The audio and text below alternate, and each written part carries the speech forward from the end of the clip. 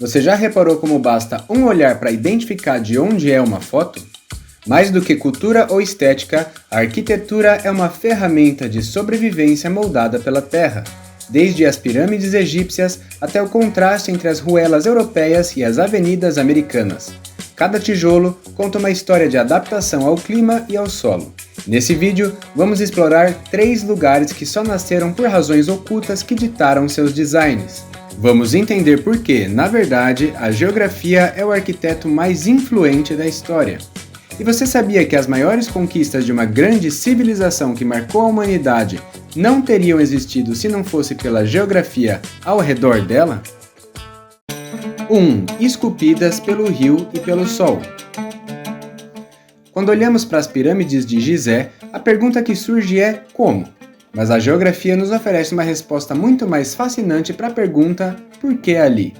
A civilização do Egito Antigo era um organismo linear, pulsando inteiramente no ritmo do rio Nilo. Mas o Nilo era muito mais do que uma fonte de água. Ele funcionava como uma gigantesca rodovia logística natural, conectando desde pedreiras de granito até as distantes planícies. Então a primeira razão para a escolha do local das pirâmides une o místico ao geográfico. Para os egípcios, o sol que nasce no leste representa a vida, enquanto o pôr do sol no oeste marcava a entrada para o reino dos mortos. Por isso, quase todas as pirâmides foram erguidas na margem ocidental, onde o sol se põe. No entanto, a espiritualidade sozinha não sustentaria milhões de toneladas. O segredo estava no platô de Gizé. Diferente da maior parte do Vale do Nilo, composta por camadas instáveis de argila e lodo, que sofreriam sob qualquer peso significativo, o platô de Gizé é uma base maciça de calcário. Essa fundação geológica é o que permitiu que estruturas de 6 milhões de toneladas, como as grandes pirâmides, permanecessem de pé por 4.500 anos sem afundar ou inclinar. Até mesmo a forma piramidal é uma lição de física geográfica. Sem o uso de argamassa estrutural moderna, a pirâmide é uma forma geométrica eficiente que permite distribuir o peso de maneira uniforme em direção ao solo, garantindo estabilidade máxima contra terremotos e erosão. E a geografia ainda ditava o cronograma de trabalho. Durante as cheias anuais, quando o Nilo transbordava e tornava a agricultura impossível, o nível da água subia o suficiente para que barcos carregados de pedras pudessem navegar até canais artificiais que chegavam quase à base do canteiro de obras. As pirâmides, portanto, não são apenas monumentos aos faraós, elas são o resultado de uma engenharia que soube ler perfeitamente o solo e o ciclo das águas. Mas você sabia que não só os grandes monumentos, mas também algumas cidades foram construídas se adaptando ao terreno? 2. Escala humana versus escala da máquina. Se você sair de uma ruela medieval em Florença, na Itália, e aterrissar em uma avenida de Phoenix, no Arizona, a sensação será de ter mudado de planeta. Mas essa diferença gritante não é apenas uma escolha estética, ela é uma resposta direta a quando e onde a história encontrou a geografia. As cidades europeias são o que chamamos de orgânicas. Elas cresceram em uma era onde a geografia era um obstáculo a ser contornado e não dominado. Muitas surgiram no topo de colinas por razões de defesa militar ou espremidas entre portos naturais e montanhas intransponíveis. O resultado? Um emaranhado de ruas estreitas e curvas que seguem fielmente os desvios de nível do solo e o limite do fôlego humano. Na Europa, a geografia comprimiu as cidades, forçando a densidade e a verticalidade. Cada metro quadrado era uma vitória sobre o relevo.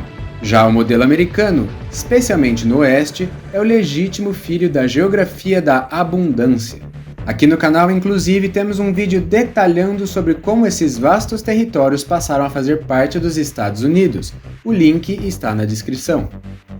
Diferente da Europa, onde as cidades tiveram que lutar por espaço entre rios e vales, as metrópoles americanas encontraram um horizonte de planícies contínuas e espaço vasto. Mas há um fator geográfico ainda mais profundo: a escala do continente e a distância das matérias-primas.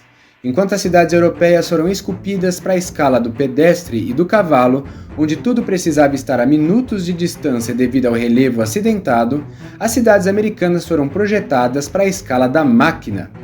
Nesse cenário, a geografia plana permitiu que o primeiro trem e depois o automóvel ditassem o layout. Onde o europeu vê a praça central como coração geográfico da vida social, o planejamento americano viu a rodovia como a artéria vital que conecta subúrbios distantes. Em resumo, na Europa, a cidade se curvou às formas da Terra. Na América, a Terra foi nivelada e modificada para servir à velocidade da cidade. E se você, assim como eu, gosta de mostrar seu orgulho e admiração pelos países e histórias que formaram o nosso mundo, não deixe de conferir o link da descrição por onde você pode comprar as mais bonitas bandeirinhas de países para enfeitar a sua mesa de trabalho, seu escritório ou a sua casa. Fazendo isso, você me ajuda a continuar trazendo vídeos com curiosidades geográficas para você. E você sabia que não só o solo influenciou a arquitetura, mas também o sol? 3. As cidades brancas. Se existe um estilo que é instantaneamente reconhecível, é o das ilhas do mar Egeu, como Santorini e Mykonos. Aquelas paredes brancas, contrastando com as cúpulas em azul, parecem ter sido pintadas para um cartão postal, mas a realidade é que ali existe uma estratégia de engenharia térmica. Lá, o sol é um desafio geográfico constante. A primeira razão para a cor branca é a refletividade. Em uma região onde o Sol é implacável, o branco reflete a maior parte do espectro solar, impedindo que as paredes de pedra absorvam o calor durante o dia. Sem isso, as casas se transformariam em fornos térmicos, tornando a vida impossível. Mas a geografia das ilhas também é ditada pelos ventos. O vento forte e seco que sopra do norte define a orientação e o formato dessas casas. As estruturas são baixas, com bordas arredondadas e telhados suaves para oferecer a menor resistência possível ao vento. Aquelas ruelas labirínticas e extremamente estreitas que os turistas adoram não foram planejadas para o charme. Elas servem para quebrar a força do vento e garantir que o nível da rua permaneça em uma sombra constante, criando um microclima. Até o azul das cúpulas tem uma raiz muito mais funcional do que estética. As igrejas e casas usam o formato de cúpula porque ele é excepcionalmente forte para suportar o peso e as vibrações, além de permitir que o ar quente suba e se concentre no topo, longe de quem está sentado no chão. Em resumo, Santorini não é branca e azul por estética, ela é branca e azul porque aprendeu a lutar contra o sol e o vento. Se você gostou de descobrir como a geografia influenciou nossa arquitetura, não deixe de curtir o vídeo e se inscrever no canal para receber sempre mais vídeos com curiosidades geográficas. Não esquece também de conferir o vídeo sobre como esses vastos territórios passaram a fazer parte dos Estados Unidos. Já te vejo por lá!